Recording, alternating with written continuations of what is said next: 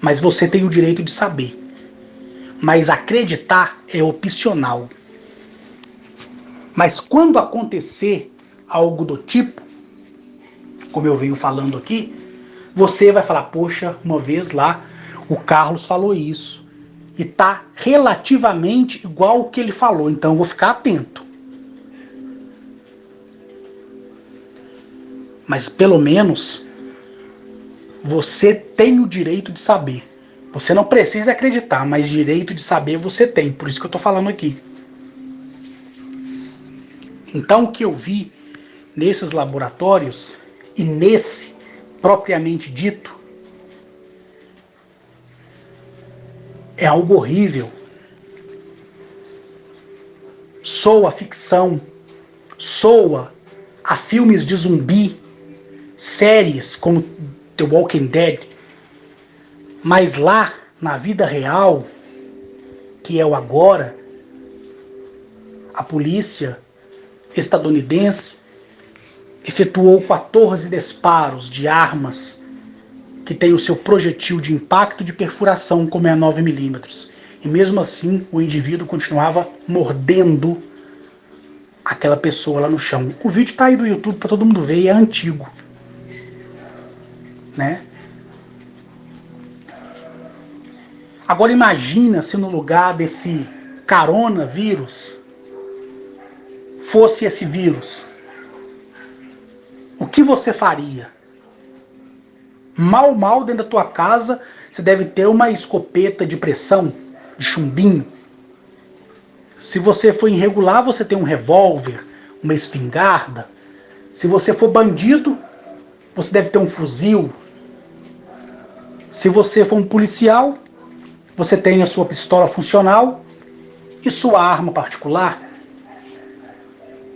Mas e aquela mãe solteira, humilde, que mora no barraco de telha? O que ela tem?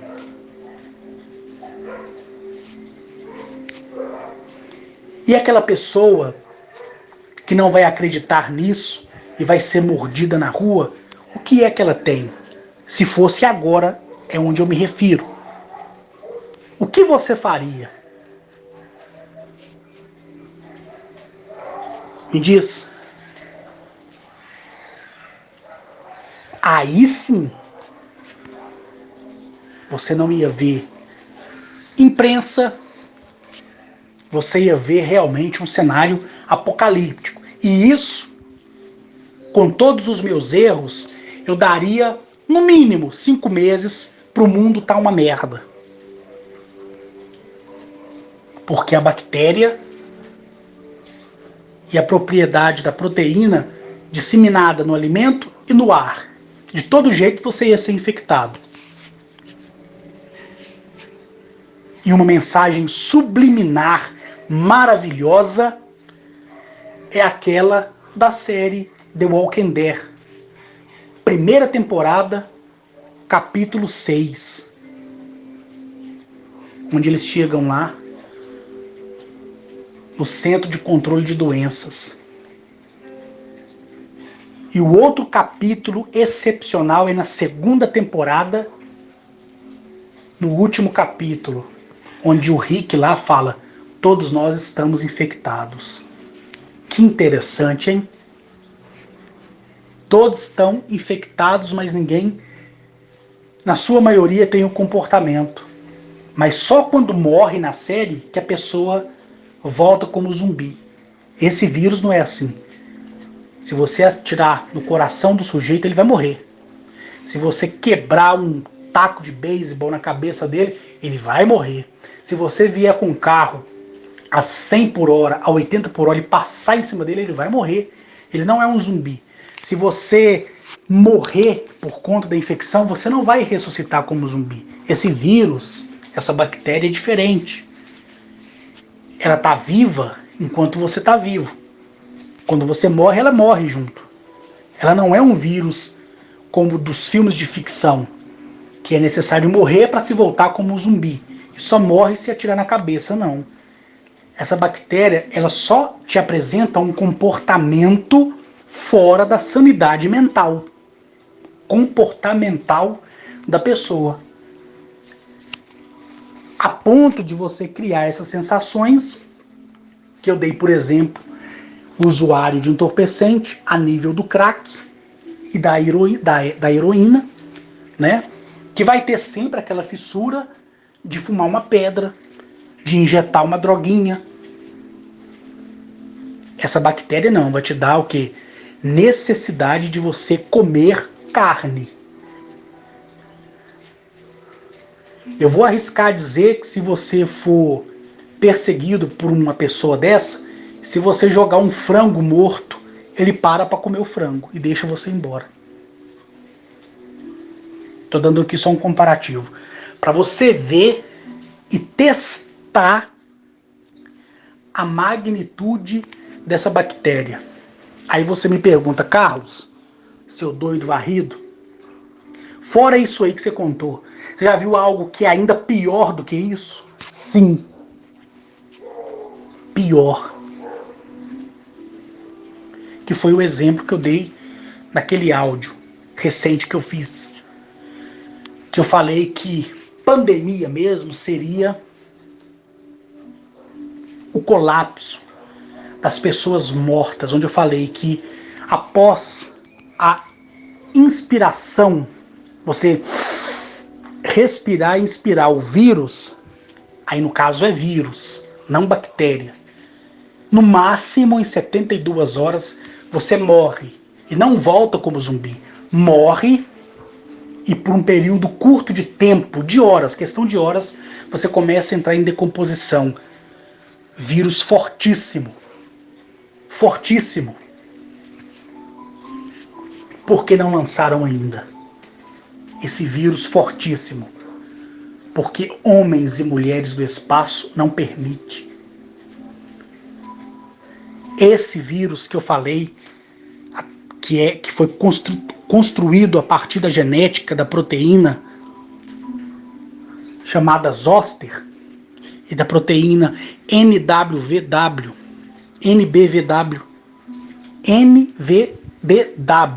isso, NBVW, isso mesmo, 56/3, foi construído, tá em laboratório, foi experimentado a olho nu de todo mundo que viu o vídeo lá do cidadão atacando os policiais estadunidenses, matando, sendo ferido com tiro e tendo resistência e não caindo. Mas não significa que ali ele não estava sangrando e o tiro não acertou um órgão vital. Mas, Carlos, você disse que você foi convidado ali porque eles queriam que você perguntasse a algum geneticista estelar qual seria a proteína que viesse reverter aquilo ali. E aí, Carlos, qual foi a sua função ali? Você ajudou? A Guinachete ou qualquer um deles foi ali? Ou falou com você e falou: olha, Carlos, olha, Arques, olha, fulano, é isso, é isso, é isso. E aí, Carlos, qual foi o desenrolar dessa encheção de linguiça?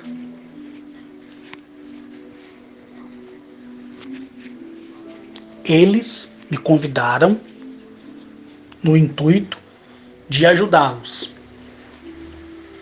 perguntando a qualquer grande geneticista, como entre eles Cariabá, Eaenck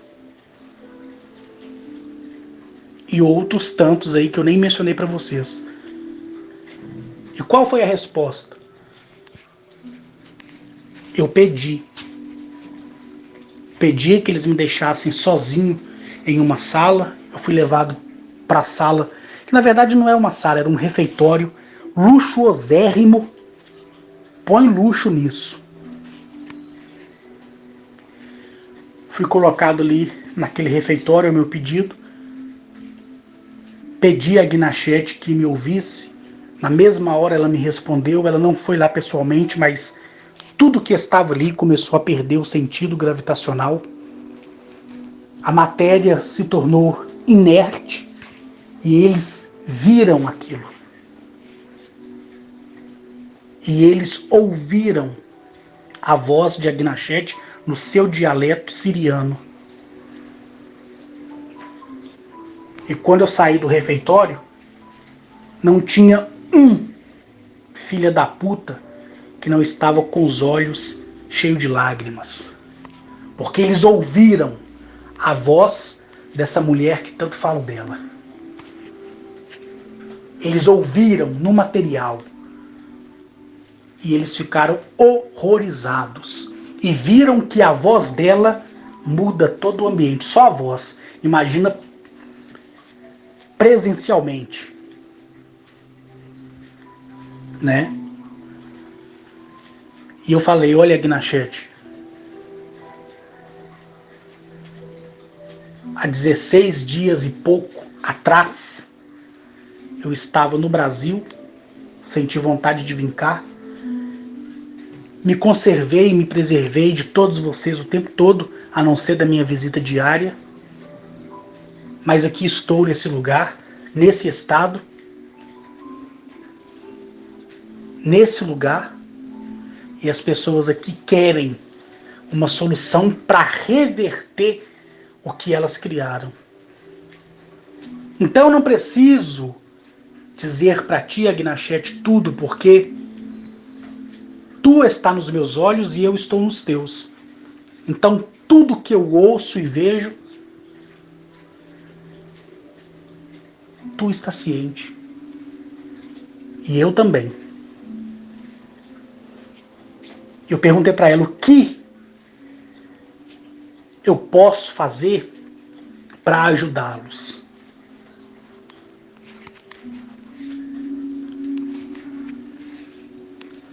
A Agnachete, com aquele jeito dela, e todos ouviram ela no dialeto dela. Eu que traduzi para eles depois. Porque nem os dispositivos tecnológicos deles traduziam o dialeto dela. A tela, inclusive, do aparelho que estava na minha mão ficava bugando.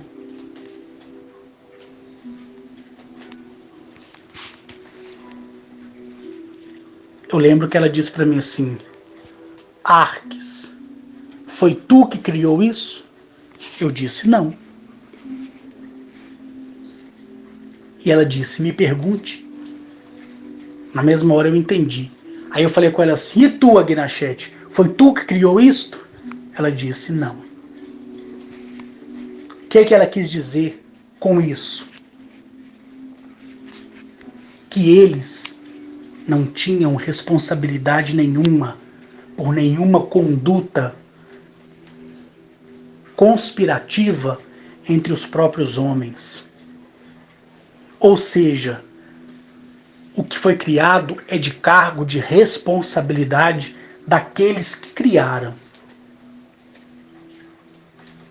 E ela continuou dizendo, nunca, nunca, isso vai ser usado na superfície.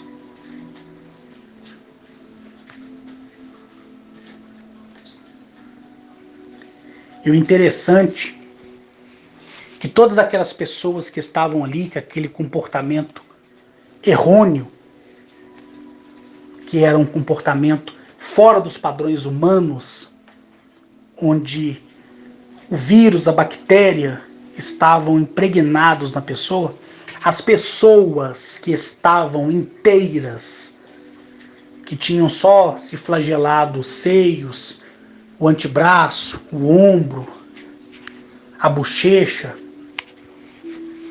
só com a presença da voz da Agnachete, aquelas pessoas que estavam ali para serem estudadas ficaram sãs na hora.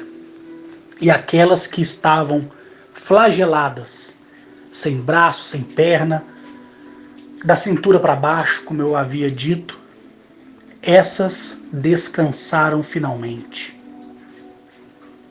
Tudo parou. Só pelo fato de Agnachete ter falado ali. Ela nem estava ali, ela só falou. E através dos fluxos dimensionais, a voz dela veio de onde ela estava.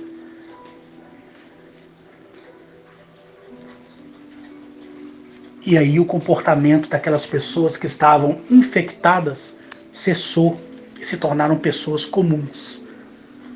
Depois elas passaram por um processo de lavagem cerebral para que elas fossem devolvidas às suas famílias e nem sequer sonhasse que um dia passaram por aquela experiência. Muita crueldade, né? Muita crueldade. Depois, em 2012, eu fiquei sabendo, foi em novembro de 2012, eu fiquei sabendo que esse laboratório ele se voltou a outro tipo de pesquisa genética. E o outro laboratório que criou essa bactéria à base dessas proteínas que eu mencionei começou a pesquisar outro tipo de parâmetros biológicos, virológicos também, bacterianos. Não a ponto desse distúrbio. Mas eu digo uma coisa para vocês, e vocês vão responder para vocês mesmos. Você acha que eles não têm uma amostra desse vírus? Vocês acham que a vontade dessas corporações, desses sindicatos, não é soltar isso para que o mundo seja vazio? Porque imagina só, se solta esse vírus, essa bactéria NBVW 56/3, imagina só o estrago em 5 meses. Eu estou fazendo a projeção de 5 meses para o mundo estar acabado, cheio de zumbis, não imortais, mas zumbis, conscientes com sede de sangue e carne. Porém, com a coordenação motora defasada, limitada, por consequência do córtex do hipocampo cerebral. Cerebral, né? Aí você vê aquelas pessoas igual aqueles filmes e séries, uma trombando na outra, vai de encontro para a parede, volta como um carrinho de flexão, né, que bate e volta. Onde tá indo a horda de pessoas, vai todo mundo junto. Pronto, 5 meses, todo mundo contaminado. Os que tiveram alterações genéticas, não por questões alienígenas, mas pela rejeição do próprio sistema biológico a determinadas vacinas, que aqui eu não vou dizer, tá? Mas essas pessoas resistiram. E elas têm que se virar. Tem que invadir mercados, invadir residências. Aí entra nas residências, está lá aquelas pessoas zumbificadas, com resistência, porque não estão podres. Então você não vai puxar o braço do caboclo, o braço vai soltar, como nos filmes, né? O caboclo vai avançar em cima de você, como se fosse indo pra briga mesmo. E você vai conseguir resistir? 3 pessoas em cima de você? Não vai. Aí você vai olhar pro olho daquele ser humano na sua frente, com esse tipo de distúrbio causado por uma determinada bactéria. Sabe o que vai acontecer? Você, como uma pessoa racional, você não vai conseguir matar 10 e vai cometer suicídio. Porque você vai estar olhando para o olho de um outro ser humano, não de um zumbi.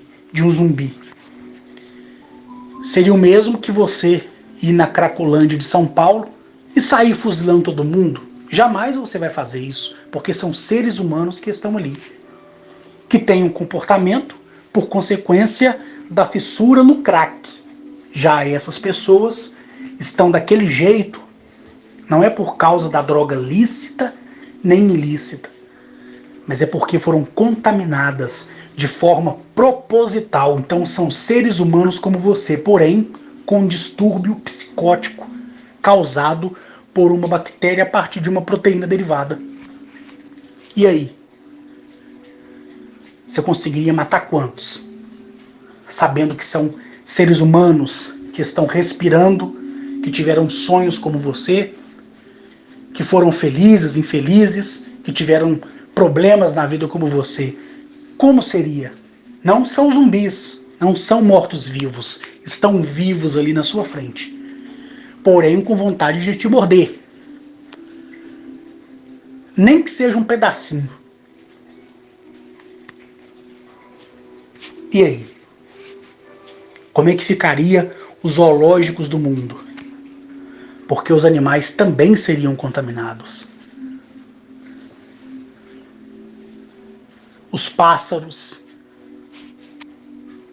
os mamíferos, os répteis, os anfíbios, os peixes, tudo com uma grande ferocidade. E aí? A solução seria o quê? Me responde aí. Usar armas de hidrogênio, bombas de hidrogênio nuclear. Então, esses bunkers governamentais, esses outros bunkers que cultivam sementes, tudo isso foi criado não é para escapar de Nibiru, porque ninguém vai escapar dele.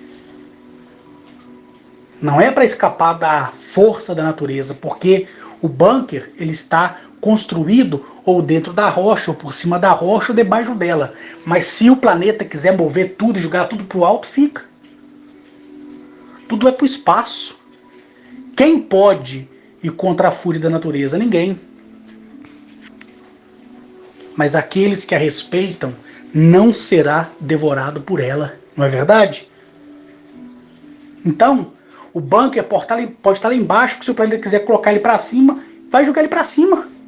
O bunker nada mais é do que uma caixa de concreto. O bunker nada mais é do que uma estrutura de engenharia construída dentro de uma rocha. Se o planeta quiser jogar a rocha para cima, joga. E aí? O bunker vai estar onde? Não é verdade? Isso foi construído para fugir dessas epidemias. Não é para fugir da fúria do planeta ou de qualquer outro corpo planetário que causará anomalia que não. É para fugir de epidemias. Vamos imaginar que o coronavírus ele seja realmente isso que eles estão falando. O bunker serviria para isso. Porque se você não consegue ficar perto de um pintinho entrando em decomposição, que você quase coloca os bofs para fora de nojo, imagina de um corpo humano entrando em estado de putrificação. Você conseguiria? Lógico que não. Ainda mais quem tem o estômago fraco. Então esses bunker foi criado para isso. Não é para fugir de qualquer tipo de anomalia que o planeta causará como está causando, não. Bunker foi feito para isso. Para epidemias virológicas bacterianas globais. Não é para poder esconderem de uma gripe, não. Mas de vírus como esse e de outros que eu nem vou sonhar em falar. Nem sonhar em falar. Esse, entre todas as coisas que eu vi, é o mais fraco de todos, mas causa essas reações que eu aqui disse para vocês. E causa mesmo. Aqui não é conversa para boi dormir, não. E nem historinha para você se divertir, não. É verdade, é o que eu vi. Então tudo me direcionou ao estado de Iowa, na cidade de Algoma, em uma rua chamada Grove. Eu sei que muitos aí vão pesquisar no Google Maps, tomara que encontrem, para vocês verem. Vocês vão ver que Um quarteirão, 2 quarteirões no máximo, tem um descampado, porque lá é uma área muito rural. Foi ali que passamos para o segundo veículo. E para finalizar aqui, que já são mais de 2 horas, quase mais de 2 horas não, já são 3 horas e poucas de áudio, né? Para finalizar, depois que eu vi tudo isso, saí por dentro da escola, passei pelo segurança que estava lá. Ao todo eu fiquei 9 horas nesse laboratório. Eu falo laboratório, mas tem outro nome. Entrei dentro do carro com ela. Ela deixou o carro nesse lugar descampado, pegou o outro veículo, me levou e me deixou na rua. E aí eu falei com ela, você não vai me levar nem lá no hotel? Aí ela foi embora. Não me respondeu mais nada. A Freia Emily. Não é esse o nome dela, ela que pediu que eu chamasse ela de Freia Emily. Por sinal, até um nome bonito, né?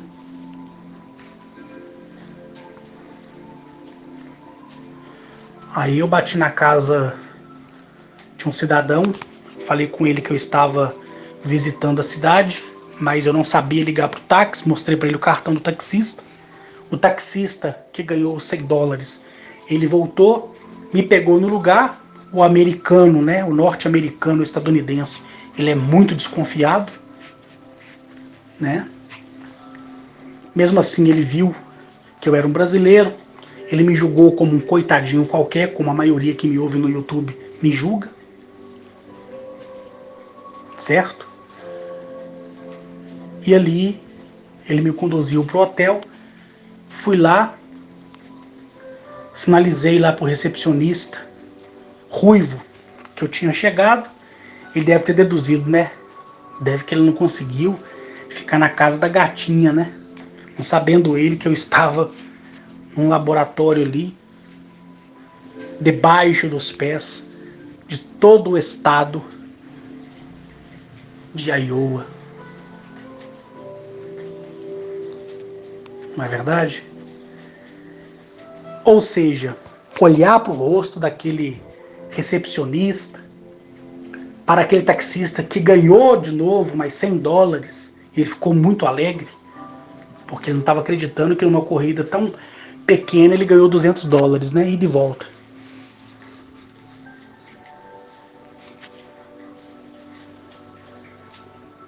Quando eu fui pedir novamente outra sopa com outro pedaço de pão, porque eu não como carne, sabe o que aconteceu?